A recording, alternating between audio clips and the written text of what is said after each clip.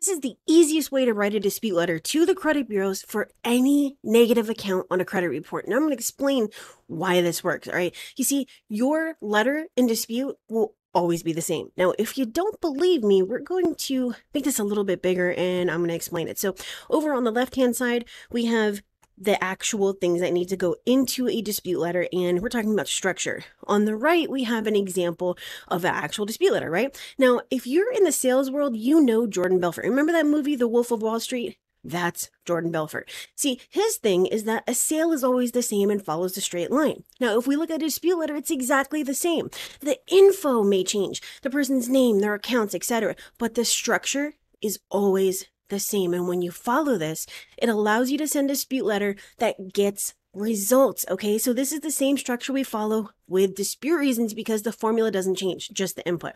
So going from top to bottom, we have name, recipient, the why, accounts and reasons, closing, name, and requirements check. All right, so let's go and look at our example dispute letter over here, and you're going to see that all of this is in here. Okay, so we have the person's name, address, date of birth, social, and you can put the date on here, and that's why it's in brackets. Recipient, this is going to be the bureau, the creditor, the collector, whoever you're writing your letter to, and the why. The why is your first set of sentences or your first paragraph, right? And there shouldn't be anything more than just this information. Don't send out templates. Don't send out things with that, that are just law heavy and don't belong there. There's very specific information that belongs in here that's going to allow you to get results. All right. So I'm going to see if we can just make this a little bit bigger. All right. So the why includes why are you sending this letter?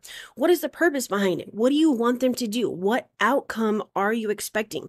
Your first paragraph or your 1 to 3 sentences should answer these questions and nothing else, okay? There's nothing else that belongs in there. Now, with the accounts and reasons, you have creditor name and account number and dispute reason. And we're using the Agero formula for this, which is action plus justifier plus element plus reason plus outcome. And I'm going to link the Agero formula video down in the description. And I use this every day of every week of every month of every year to get results. And in 2020 alone, it actually allowed me to get over 20,000 deletions. Okay, so this works, right? I prove it to you all the time. Now, your closing is very, very simple. It's, just for an example, it's going to be, please send me a new credit report reflecting these changes. Thank you. And that's it. Name. All right. There should not be anything else in here. And I have a couple of reminders for you. So you, just as I already mentioned, you don't add extras just because there's no filler that belongs in here. If it doesn't fit this structure, it doesn't belong in your dispute letter. If a law doesn't directly relate to the exact account you're disputing or the exact situation for all accounts in the letter, don't add or use it. All right. So when you follow this structure, like I said, it allows you to not only write a dispute letter that gets results, but it sets the follow-up for your next round of disputes when the bureaus want to play games and all of that. All right. So again, this is the easiest way to write a dispute letter to the credit bureaus for any negative account on a credit report. All you have to do is follow it. Okay.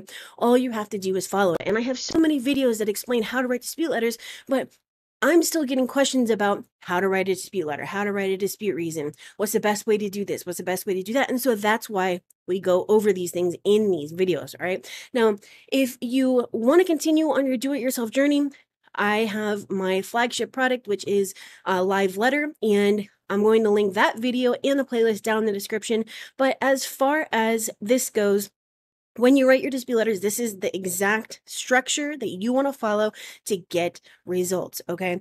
And I'm going to see if I can share this and link it down in the description. If I can, I will. If not, I'll link it as a PDF or as an image, all right? So if you have questions about this, post it down in the comments. If you would like to see if I can do this for you instead, because yes, I know there's a lot to this and you want to make sure that it's done correctly, then simply head over to my740.com, schedule a call with me, and I will see if I can help. But as far as this goes, I hope you have a great day. I will see you later. If you're in my Facebook group for a live app, I will be going live later as well.